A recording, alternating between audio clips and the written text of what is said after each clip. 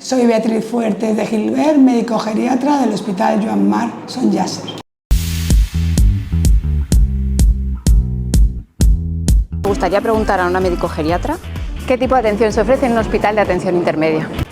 Pues damos una atención integral, interdisciplinar y centrada en la persona. Somos un puente entre la atención hospitalaria de agudos y atención primaria, que buscamos principalmente la recuperación funcional y promover la autonomía del paciente.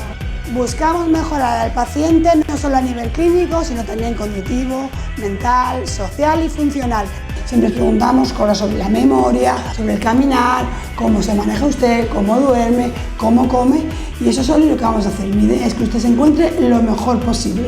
Me gustaría preguntar a un pediatra de neonatos cómo enfoca los cuidados y la protección de la dignidad de los pacientes frágiles.